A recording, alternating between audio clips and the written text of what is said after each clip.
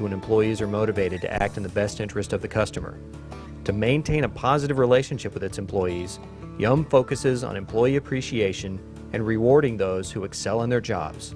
Well, to me, the way I think of Yum, the line when people say, what's Yum about? I say we are a restaurant-focused company, and we are all about reward and recognition. We think our culture is all about appreciating frontline employees and making sure that our people in the restaurants are well taken care of. I think what's nice is when you're only in one business, restaurants, you can figure out the best way to make people feel appreciated. So I think the so-called trickle-down effect is you create an energy level and a commitment, hopefully at the restaurant level, that provides a nice environment for people to work and a nice environment for people to eat. Finally, Yum builds relationships with outside partners. When Yum opens a new international location, they collaborate with a franchisee who manages the restaurant on a local level.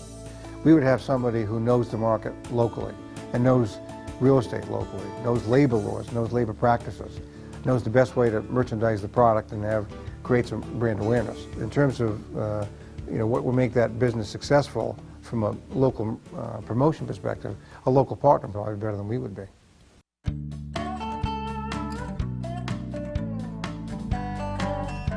Companies must also market themselves from an ethics perspective. Making claims a company can't back up is misleading to consumers and can tarnish a company's name. To ensure that Yum can deliver on its promise of a truly outstanding restaurant experience, Yum relies on its CHAMPS program, a corporate operations platform created to hold all aspects of the company to the highest standards of business. Cleanliness, hospitality, accuracy, maintenance, product quality, and speed of service. And that became the bedrock of how we evaluate our operations. So it started with a CHAMPS check form.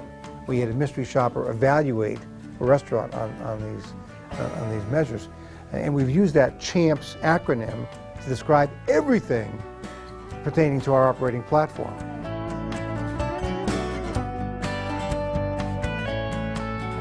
Every customer wants to receive value, so customer value is another key marketing perspective for Yum brands to consider. Even in smaller international markets, Yum faces competition from international and local food vendors and must find a marketing solution to show consumers the value that Yum restaurants can deliver relative to its competitors. We don't try to compete with the local guy who's selling food for 1/4 the price that we are. We're providing a different experience.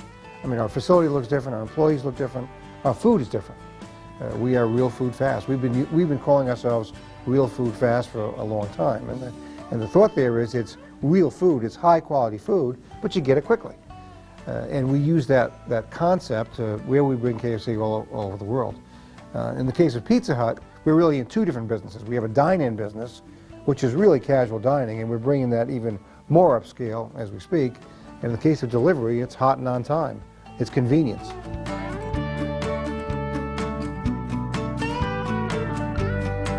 In deciding where and when to open a new location, Yum Brands looks at prospective markets from a productivity perspective. Productivity means getting the most output for each marketing dollar spent. Entering the correct market at the correct time can ensure that Yum gets as high a return as possible on the money it spends.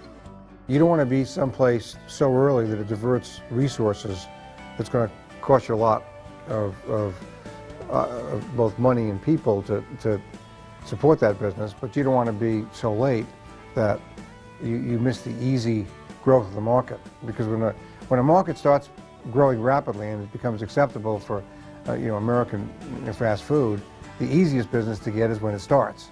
Right? We hopefully can determine there's enough people in that market who can afford our food.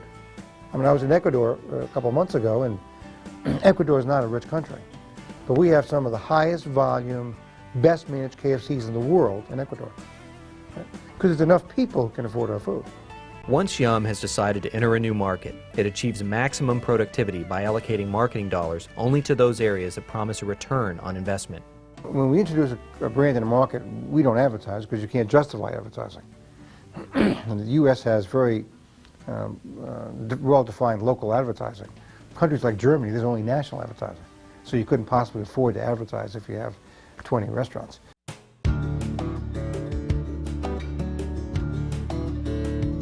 Adopting a technology perspective helps companies put emerging products and technologies to work for them. For Yum, the possibility of integrating internet technology into its international marketing plans is both an intriguing and risky proposition. You know, we're looking at some of the stuff that's going on in the States, your pizza, internet delivery ordering, we're looking at that. But believe it or not, a lot of the internet marketing initiatives outside the U.S. by other companies really haven't taken hold as quickly as people thought they would. So we're looking at different things, kind of wait and see, but we haven't really crystallized exactly how we're going to leverage the internet internationally.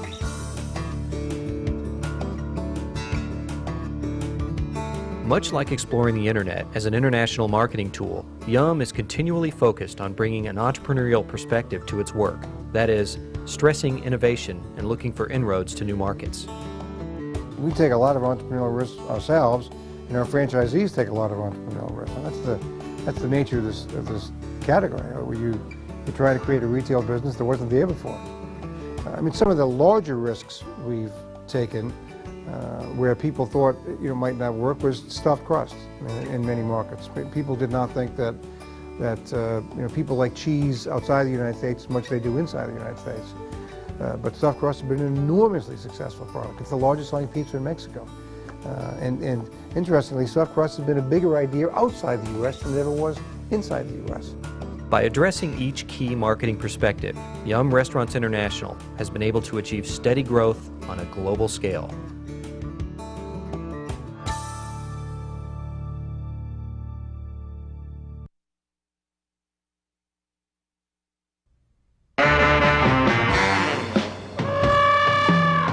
I had to pump that rich caffeine into my system and fast. I need that coffee, that coffee.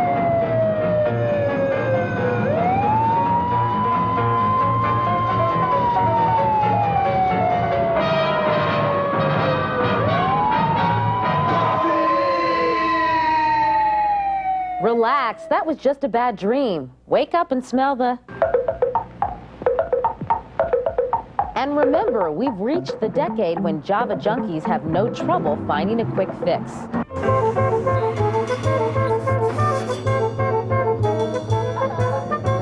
Grande skim latte, to go. For those addicted to Starbucks, instant gratification is just around the corner, or will be soon. Good morning. Welcome to Mercer Island Starbucks. May I please take your order? Single tall, non-fat with an equal, please. The company opens a new store almost every business day and expects to own at least 2,000 by the year 2000. Got a tall, non-fat latte with an equal. Thank you. Have a good day. Meet the guy you could call the new Mr. Coffee, Howard Schultz, the CEO of Starbucks and the brains behind the brew. How many cups of coffee do you drink a day? Does it look like I drank a lot today? Kinda, Howard. Not really. I'd say 4 or 5. How do you get the lingo straight? You know, tall, skinny latte with legs. I can't keep it straight. Well, that's another part of this that we didn't plan on. That the vernacular of everything we do has become part of the nomenclature of the culture of the country. We're here at Tall Latte. It was Schultz who imported the concept of coffee bars from Europe. I took a trip to Italy in 1983 to a little town called Verona.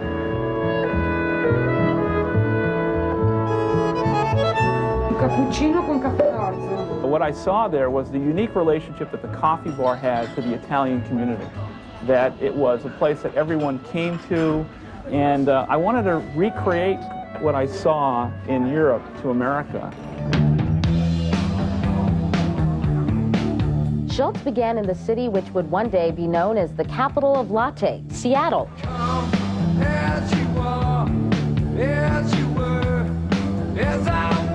It was here in the Pike Place Market where the original owners opened the first Starbucks in 1971.